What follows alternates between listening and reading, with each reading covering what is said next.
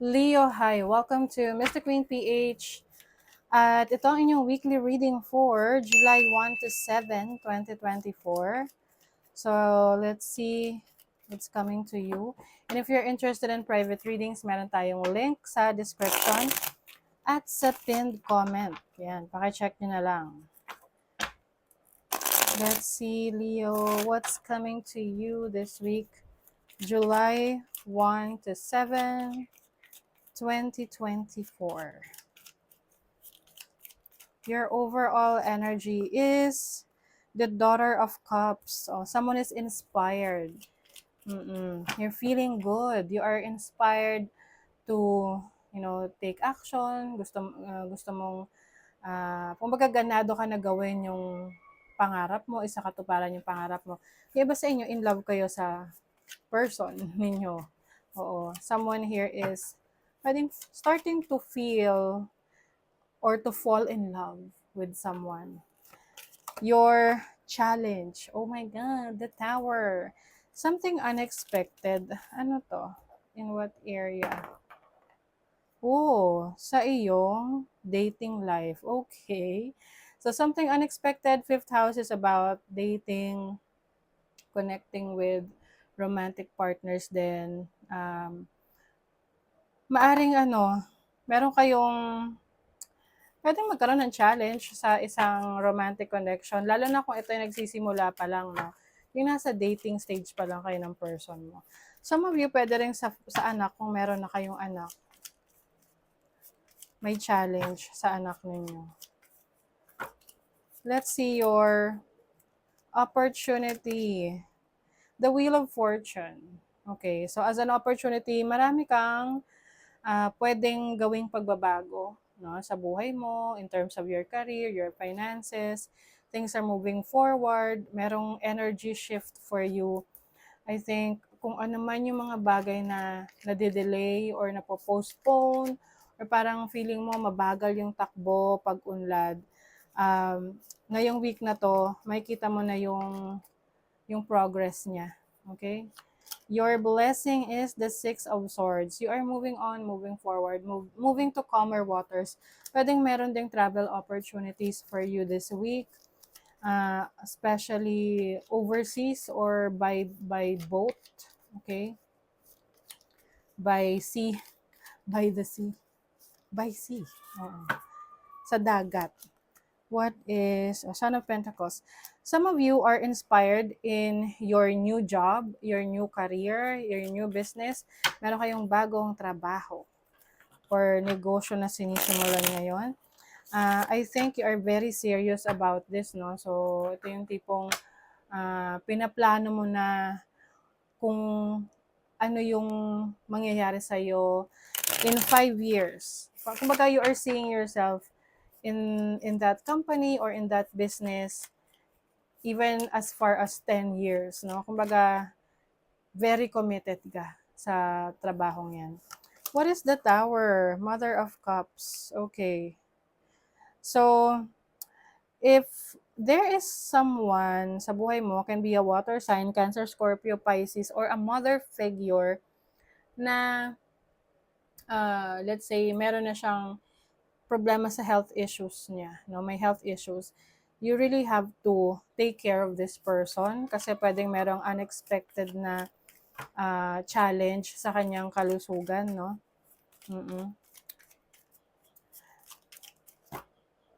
And then the Wheel of Fortune is the Five of Pentacles. So some of you, Leo, maaaring nagkaroon kayo ng financial struggle, but I think this week you are starting to pick up na.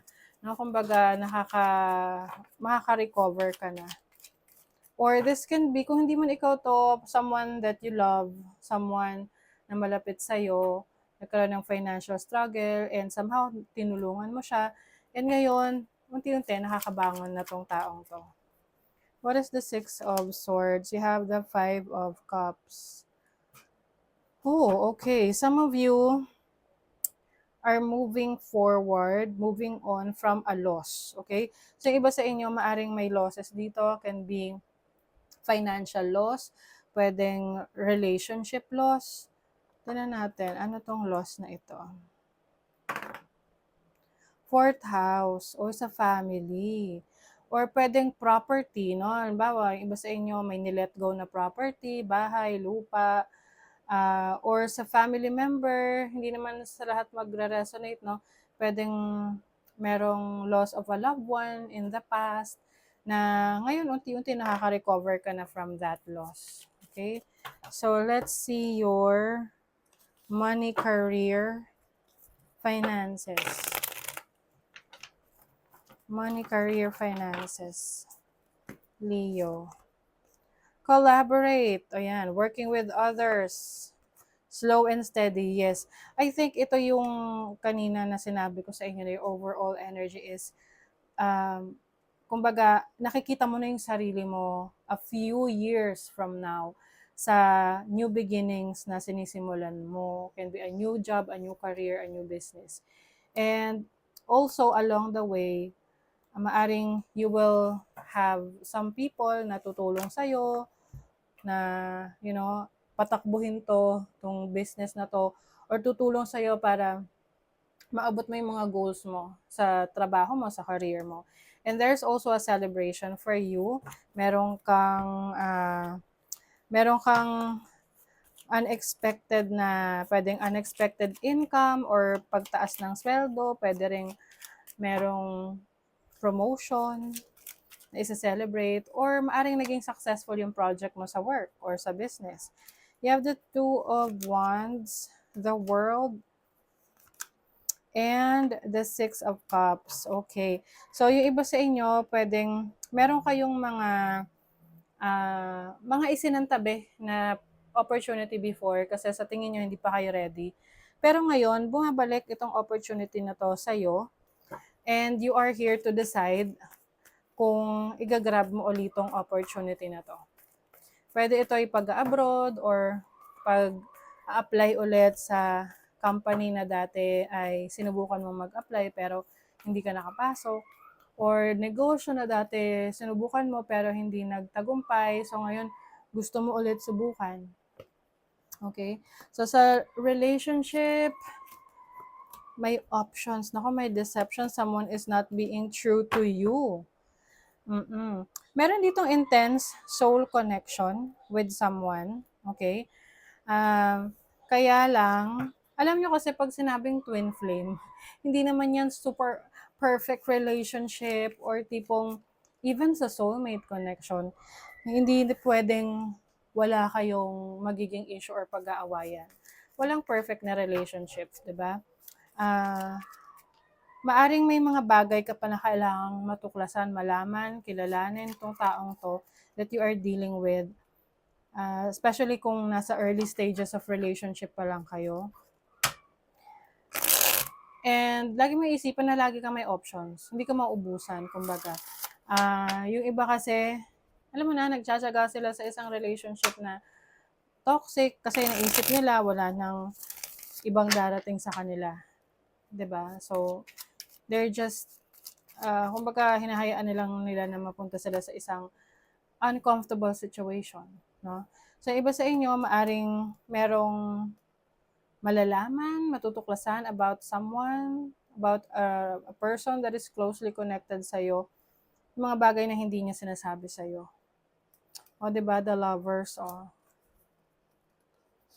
You have a lot of options. Oh my God, you have the Devil. So, may kalokohan.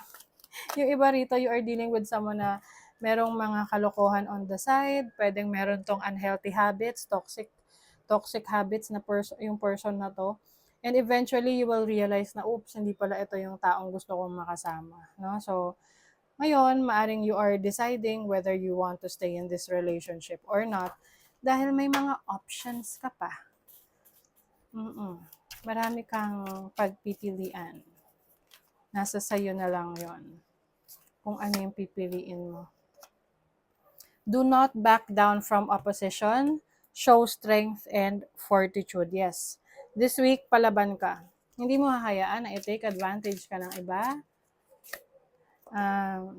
Dissatisfaction with life. So, I feel like itong dissatisfaction na to, base to sa mga naging experiences mo, especially in your relationships, no?